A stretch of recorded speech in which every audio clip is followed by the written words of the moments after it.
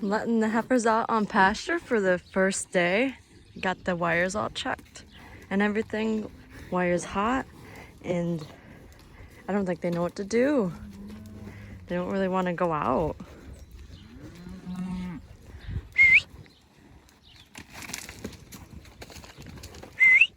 Hopefully they don't go through the fence, otherwise I'll be in trouble. Oh, oh, oh. Keep going.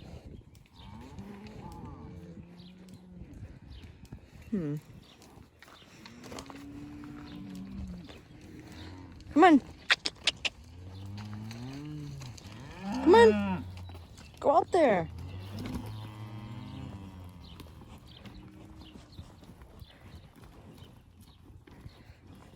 Okay.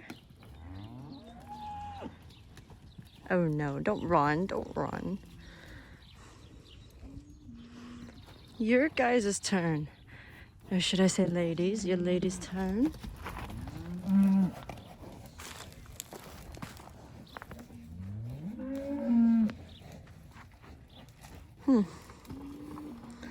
Okay. This is like the 5th time they've ran in and out. I don't know. The more you do, more running you do, the more you're gonna get hot.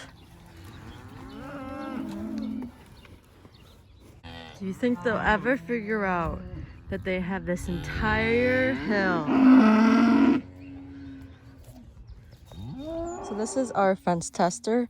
We need to stick this little rod down into the ground so that grounds it.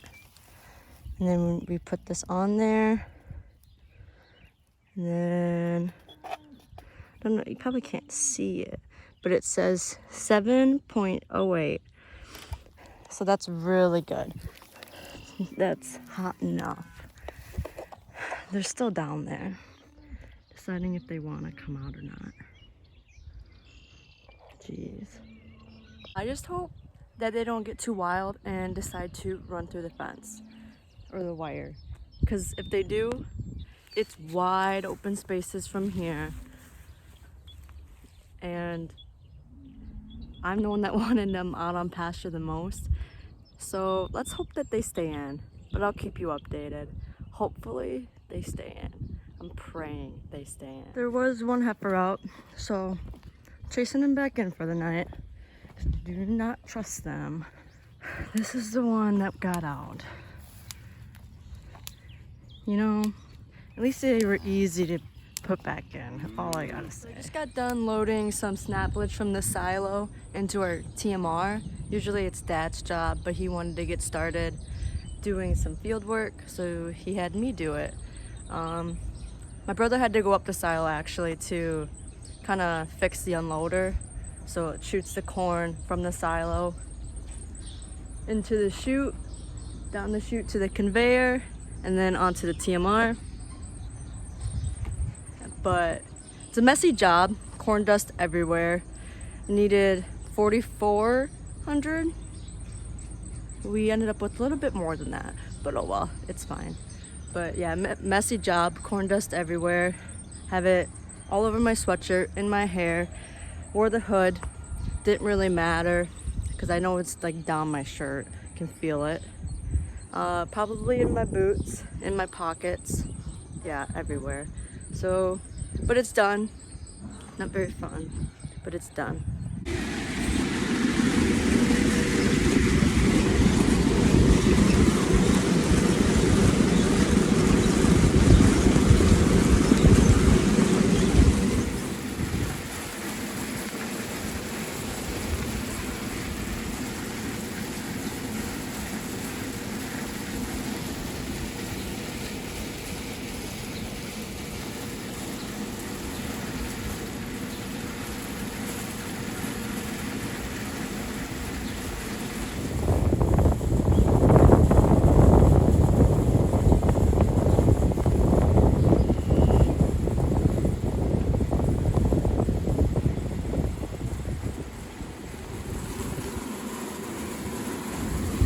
We need 44,000.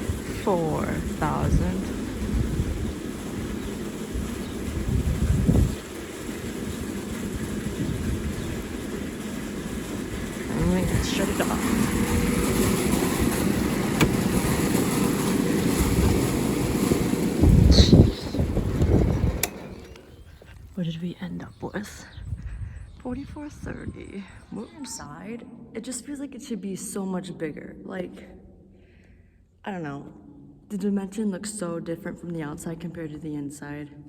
I just feel like it should be so much, like, just taller in here. Crazy.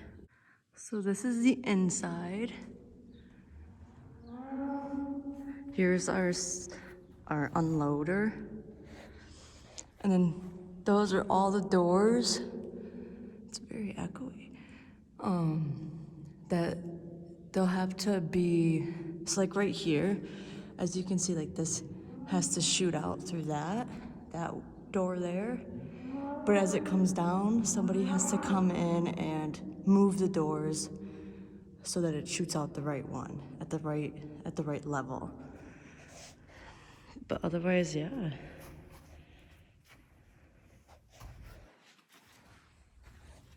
And it just goes around and around. You can see the wheels and then the rope. And then this will have to be raised if we decide to use it again this year, which I don't understand why we wouldn't, but. And that would be on the outside. There's a crank on the outside that you have to crank all the way, and it will raise all the way to the top. So we store our feed on our farm a couple of different ways. One being our silos, and the other being silage bags.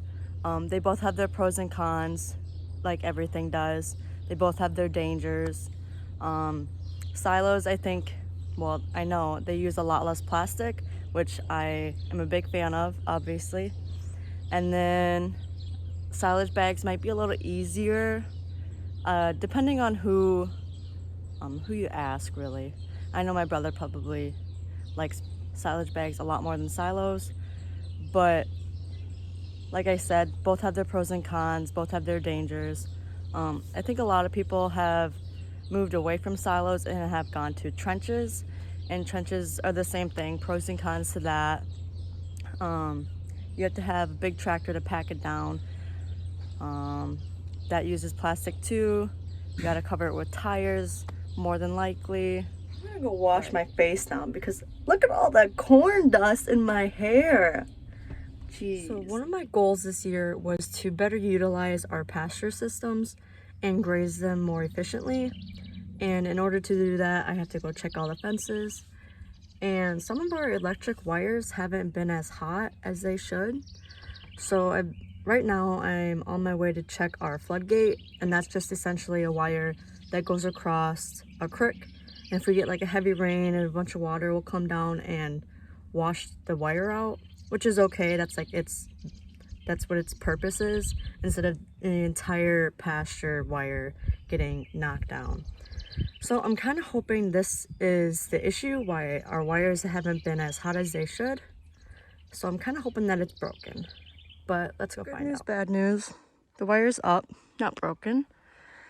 So that means I have to follow it back, I guess.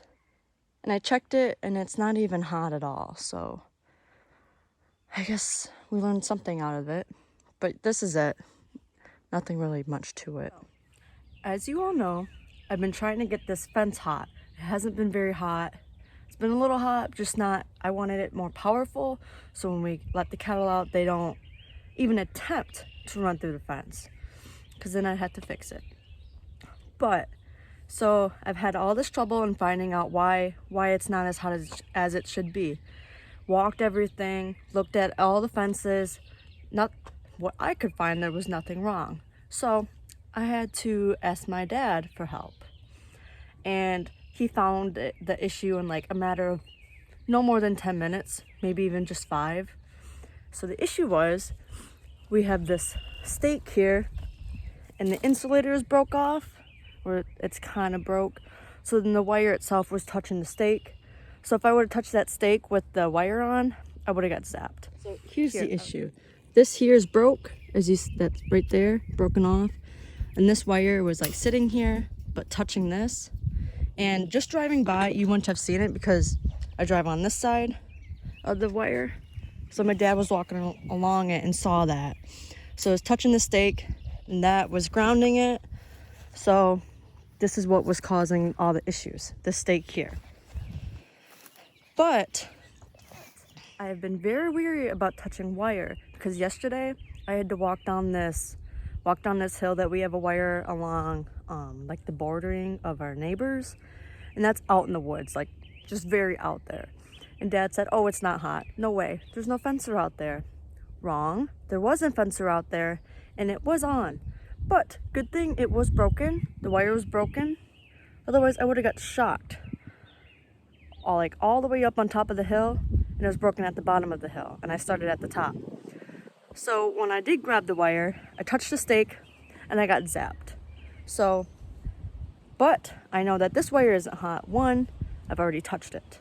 But two, I knew it wasn't hot before that because I turned off all the power to all the electric fences. So there's no way that I would be getting zapped today.